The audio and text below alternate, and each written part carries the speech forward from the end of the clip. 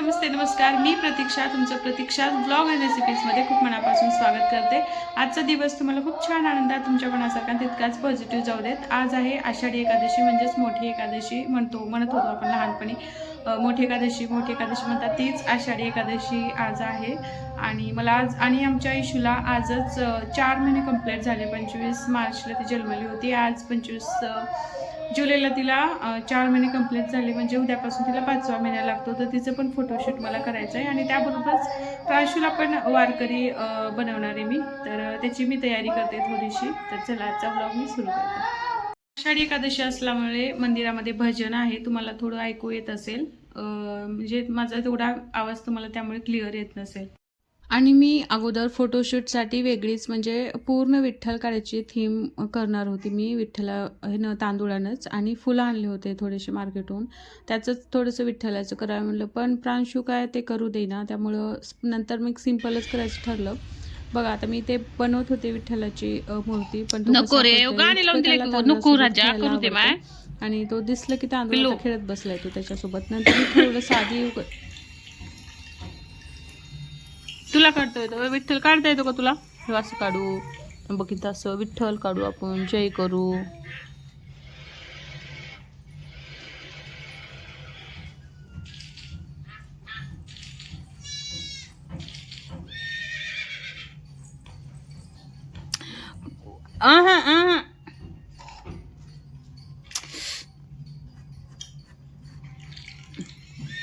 तिथे गाणे लावले ना, बघू गोलू बघ बर तू, ह्याच्यातले घे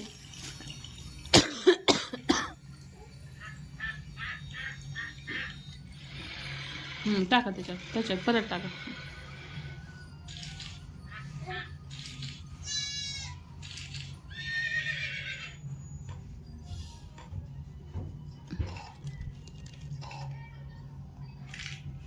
पण शेवटी आमचा विठ्ठल काय जमलाच नाही, कारण प्रांशू जोपर्यंत जागी आहे तोपर्यंत काय मला शक्यच नव्हतं।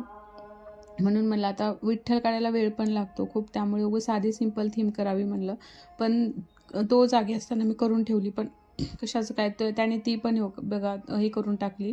मग उगं ज्ञानेश्वरी ठेवली, आणि आता काळ्या कलरची मूर्ती माझ्या इकडे नव्हती म्हणजे माझ्याजवळ, म्हणून जी आपल्या देवाऱ्यातली मूर्ती असते मी ती घेतली आणि थोडंसं जास्त डेकोरेशन केलं साधं सिंपल।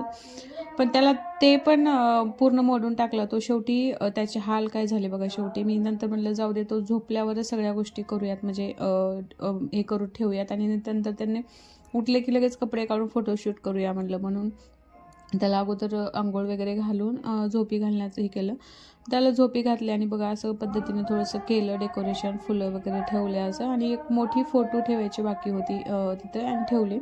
आणि हा इशूला ड्रेस मी पंढरपूरहून आणला होता, आणि प्रांशूला आधीच होता, त्यामुळे त्याला काय आणले नव्हते। इशूसाठी आणला होता विठू माऊलीचा हा ड्रेस, आणि तिला घातला, मस्त असा आर्टिफिशियल गजरा लावला तिला, ती छान दिसत होती। आणि अशा पद्धतीने तिचे अगोदर फोटोशूट करून घेतले।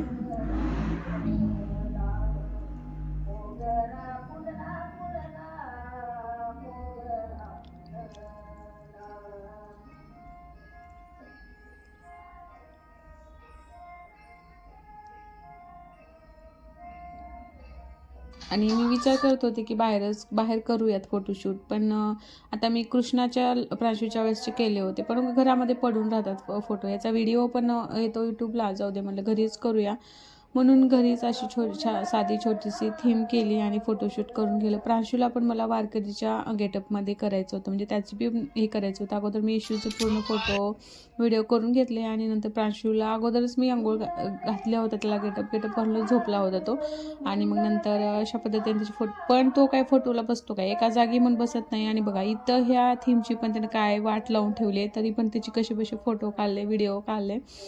आणि 6 महिन्याचे लेकरं असेपर्यंतच मस्त बसतात फोटोला, जसं करल तसं करतात, पण नंतर लेकरं बसणं शक्यच नाही। प्रांशू तर अजिबातच बसत नाही। आता दुसऱ्यांचे व्हिडिओ पाहिलं की मला वाटतं एवढं भारी गंध कसं लावू देतात, हे तर गंधसुद्धा लावू देत नाही, गंध लावू देत नाही, टोपी डोक्यावर ठेवत नाही, असं करतो. पण दुसऱ्यांच्या लेकरांचं बघून एवढं कसं करत असतील असं मला वाटतं. पण प्रांशू तो करूच देत नाही. टोपी तर त्यानं अजिबात ठेवला नाही.